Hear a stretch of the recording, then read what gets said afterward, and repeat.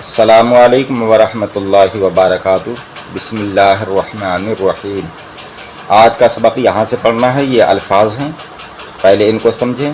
بندوق، بڑا قاف ہوتا ہے بعد میں، اس طرح سے بنتا ہے بندوق۔ مسعود، مقصود، ایوب، مضبوط۔ یہ الفاظ ہیں۔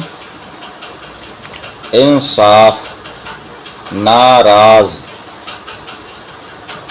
صفائی، لفافہ، تمہارا، تمہارا، رابعہ، قاعدہ، شروع۔ اب یہاں سے یہ جملے بنا کر لکھے گئے ہیں، ان کو اس طرح سے پڑھیں گے۔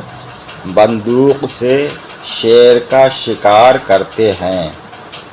مسعود نے مقصود کو مارا۔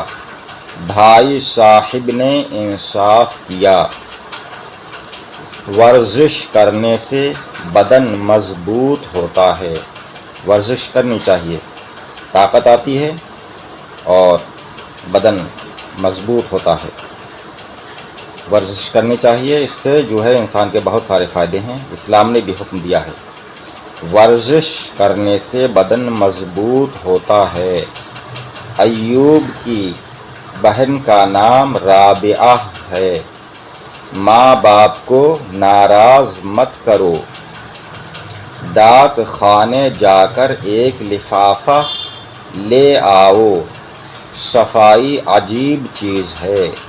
بے شک صفائی ہر ایک کو پسند ہے، اور اسلام نے تو صفائی کا بہت سختی سے حکم دیا ہے۔ اور صفائی، پاکی اللہ تعالیٰ کو پسند ہے، اور جو ہے صفائی بھی اسی میں آتی ہے۔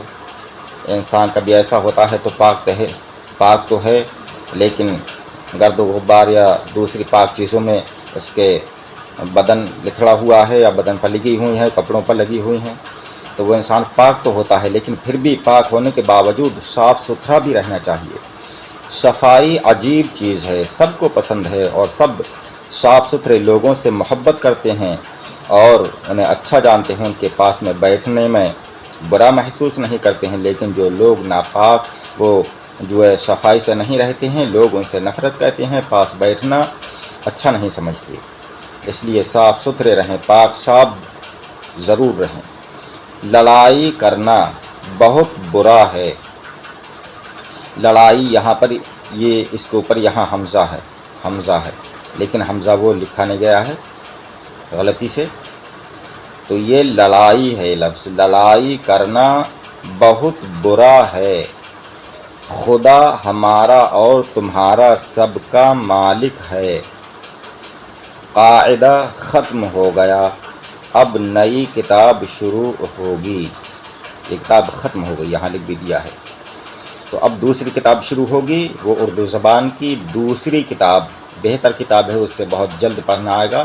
اس میں اردو کے کچھ سخت الفاظ ہیں، اور جو ہم نے یہاں تک پڑھا دیا ہے یہ قاعدہ، اس کو اچھی طرح سے ذہن میں رکھا جائے، اچھی طرح سے اس کے الفاظوں کو سمجھ لیا جائے، اور نظروں میں رکھا جائے، ذہن میں رہیں کہ یہ کیسے کیسے الفاظ ہم نے پڑھے ہیں، اور کیسے کیسے پڑھا جاتا ہے انہیں، کس طرح سے لکھے ہوئے ہوتے ہیں کون سے الفاظ۔